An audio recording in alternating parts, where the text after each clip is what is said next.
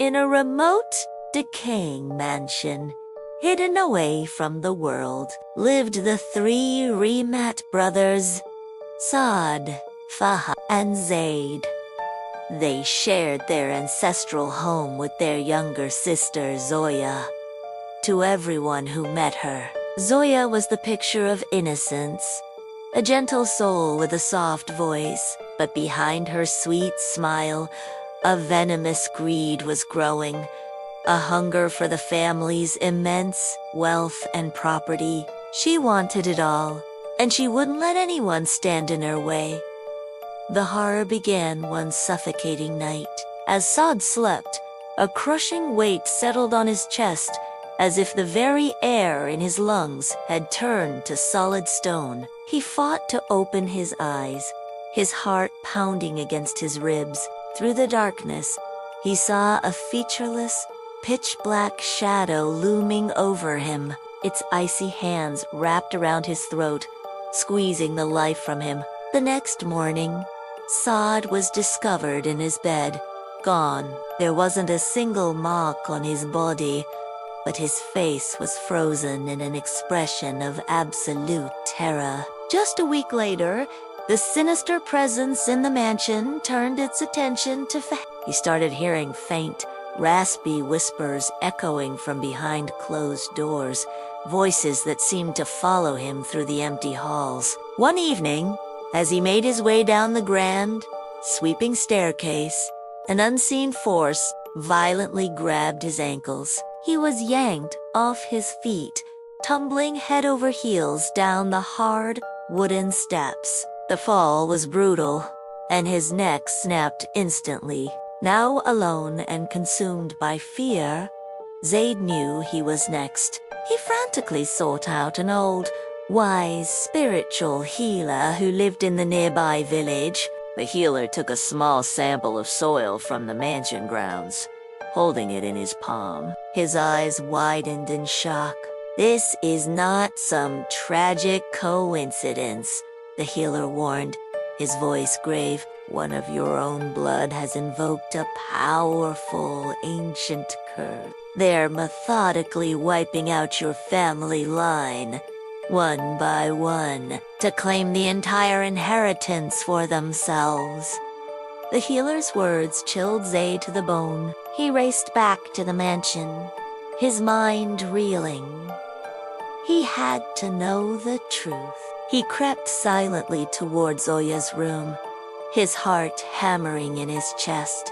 He peered through the tiny crack in the door, and what he saw made his blood run cold. Zoya was on her knees in the center of the room, surrounded by darkness. Before her, a single black candle flickered, its flame casting dancing monstrous shadows on the walls. She was letting her own blood drip onto photographs of her dead brothers. He could hear her muttering in a low, triumphant whisper, "The land, the money, the gold. It is all mine now. No one is left to stop me." Fueled by a desperate surge of adrenaline, Zaid remembered the counter-incantation the healer had given him. It was his only hope. He began reciting the ancient words, his voice trembling but determined. Instantly, the temperature in the mansion plummeted. The shadows on the walls seemed to twist and writhe, letting out silent screams. The dark entity Zoya had summoned, the very curse she had unleashed, slowly turned away from Zaid. It fixed its attention on its master. Zoya shrieked as the curse recoiled upon her, turning its malevolent power against the one who had called it.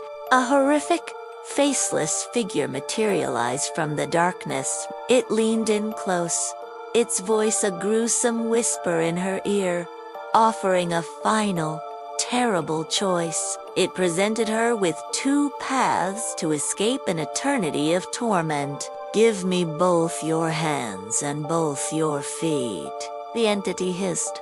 "You will live, but you will be a helpless, broken shell. You will exist in your palace, unable to ever touch or walk upon the wealth you stole. The second path was simpler and far more final. Or give me your soul and end your existence this very moment. Zoya looked down at her trembling hands and feet. She imagined a life of complete misery, a prisoner in her own home, a beggar in her own palace, unable to even feed herself. Her all-consuming pride and greed could never accept such a pathetic fate. With one last, ragged breath, she screamed her decision into the darkness.